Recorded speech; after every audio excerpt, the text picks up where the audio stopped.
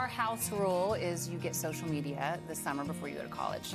So we have that time. Summer So college. 18. Wow, 18. We have that time to kind of work through that thing, that whole, and whether that's. But it's a challenge. I mean, you can tell these kids want it before that. Yeah. So Well, it's they've not like asked it's this for it. agreed place to where we've all decided No. at roughly 18 and they're like, oh, thank goodness, I didn't want it to begin with. Yeah. I wanted it at 12, 13, Yeah. 14. So they are social media stars themselves, but for celebrity couple Chip and Joanna Gaines, it's a hard no on social media for their kids. And they're not the only celebrities taking a tough stance. Actress and TV host Drew Barrymore is digging in too. Let's watch. It is amazing to have wanted so badly for my kids to love me and to love their environment and feel safe, and none of us want our children to resent us, and we don't want to be their enemy. It is such a hard choice to say, I don't care if you hate me for this, I don't care if you're mad at me for this. I know that I'm doing the right thing by you, and I accept your anger. I accept your anger. So you heard her studio audience support that comment and that position. The research supports it too. The book, The Anxious Generation by Jonathan Haidt has been at the center of this conversation. The author claims the decline of a play-based childhood and the rise of a phone-based childhood has contributed largely to the significant increase in anxiety and depression among young people. He tells parents to hold off on smartphones until high school and no social media until 16. So the data is clear. Big name celebrities feel concerned, but what is the everyday mom doing with this somewhat new concrete information? I'm joined by three beautiful women and mothers that I admire: Shima Boffman, Kelly Jensen, Emily McCormick. You admire them as I do. We're gonna discuss this, and Emily asked the best question, like, how real are we getting? That's exactly what we all want to know, Yeah. right? We're Are we being real. honest? Okay. Yeah, we're getting real, good. and I admire all of you in your mothering goals and efforts, and I'm imagining even under that umbrella of admiration, we're gonna have some different opinions and some different approaches here. First, to start us off, let's do a quick yes or no. Has the research that we've seen bubble up and get a ton of attention the last year, has that changed social media use and phone privileges in your home? Yes or no? No. No. Yes. Yes. Yes. Yes, so you've taken a pivot based on what you've read and what we've learned. So how are we feeling about all of this in general? Are you digging in, or are you trying to take a middle ground approach? Shima, let's start with you. Yeah, I think, before COVID, I like to think of social media rules in my house and phone use before and after COVID, because before COVID, I had it locked down. It was like 10 hours a week and limited, and it would shut down. But then they all were using computers for school, and then YouTube and all these things I had, previously banned. And so it just changed, and I think everything went out the window. And I think at this point, we're like at 35 hours a week on my son's phone every week, and it's a problem. So the gates were opened, and did it feel like I can't put the genie back in the bottle? I hear that a lot. That's exactly how it felt. Yeah. And so I have three other kids after my one that's at home. I have one in college that now decides on his own, which is actually interesting. So my oldest son, who's now left the house, I did give him some freedom earlier on. I think by 16, 17, I kind of let him have more of the reins.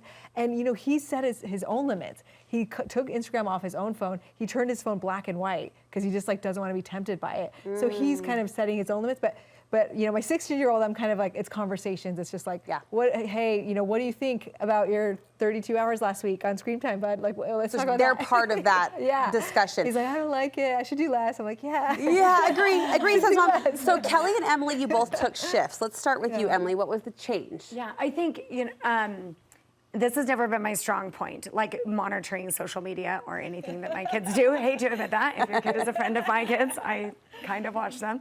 But I think with social media, the shift that I took was, man, there's some content out there that I'm not seeing as bad. It's friends doing stuff, or people going on trips, or cool fashion for girls, stuff that I like. Yeah. And I think my approach has shifted to, I want to help my kids interpret that.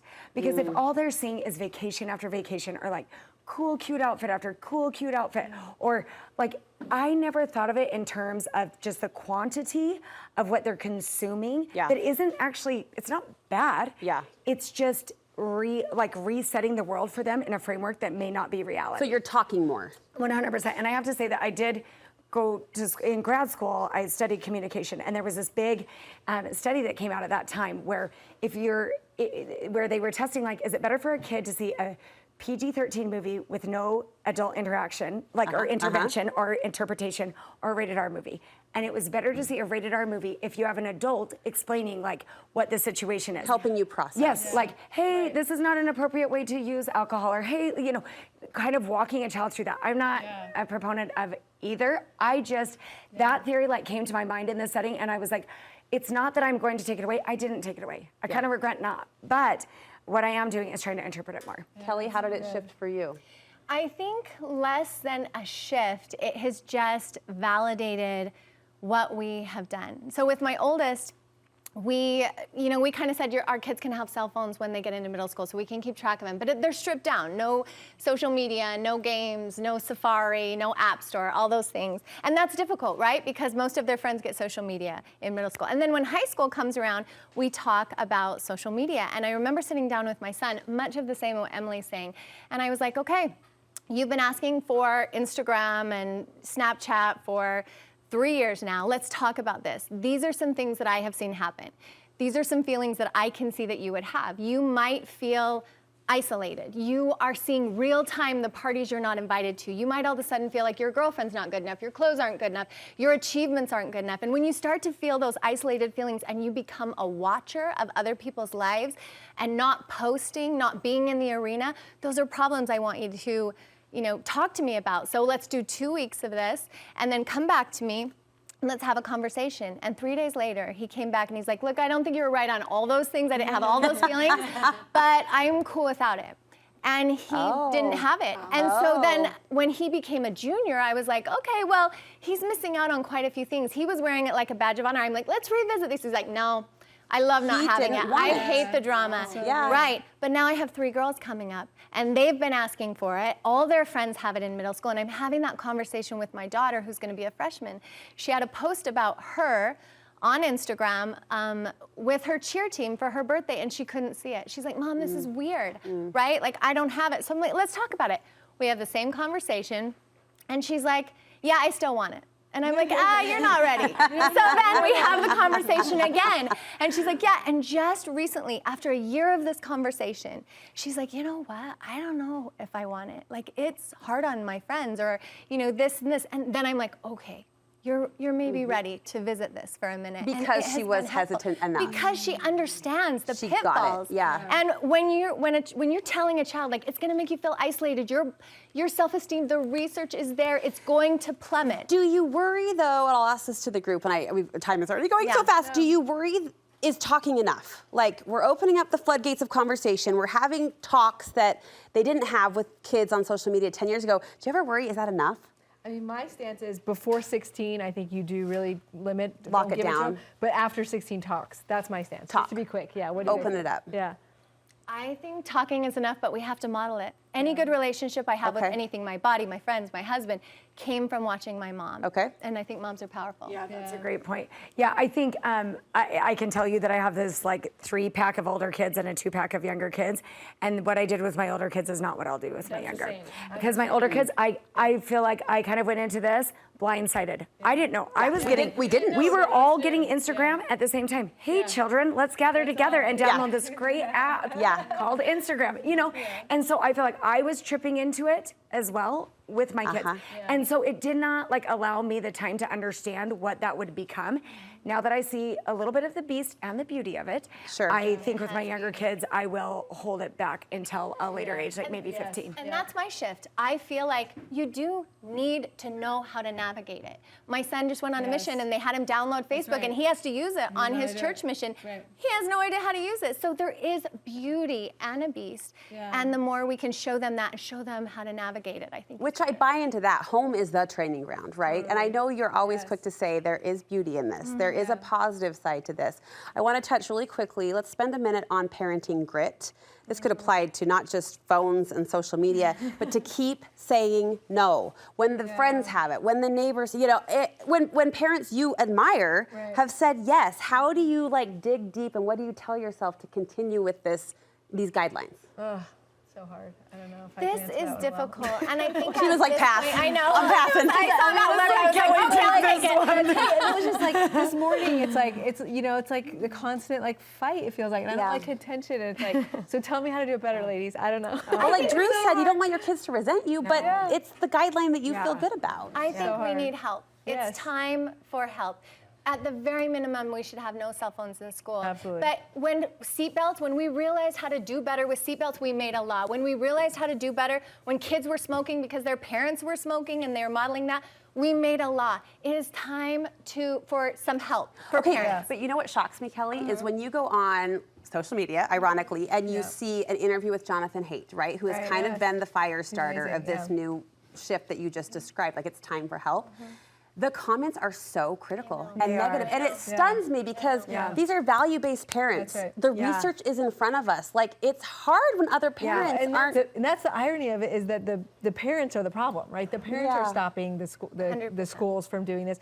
It's like we want more control, and the kids are like, put me off it. Like Arthur Brooks said the other day that the kids, if they say that if all of their friends were not on social media, they wouldn't want it either. Like they're on board. It kind of has to be a 1, 2, 3 jump. Like we all need to Which be is a lot. in, right? Which is a lot. And it's hard because we are all accepting responsibility because we are part of the problem. You know, our kids want it and they need it and we're going to give it to them or whatever we're going to do.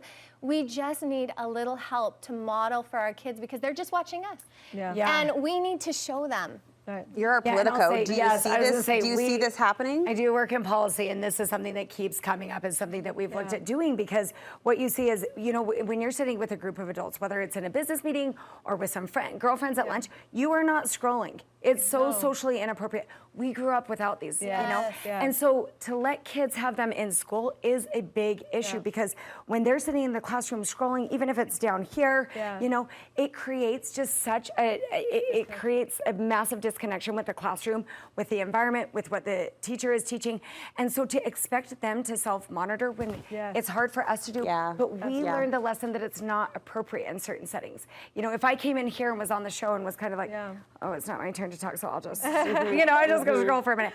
So there is a lot of truth to this is the exact way that we can use policy and laws to kind of help ease the burden for families. And you're right. The pushback that we've gotten so far is 100% from parents saying, I should be able to reach my kids. We just got so comfortable with being able to reach our kids all the time. I do feel like education is important. I do. I really feel like when you think of us going to school and dragging this wagon, and on our school desk we put our headphones on, and we put a TV here, and we put a DJ right here, and we put, all of these things that are found in a phone, a newspaper and magazines, and all these things. That's really what they're doing. They're having that at their school desk. How in the world are you going to concentrate on anything?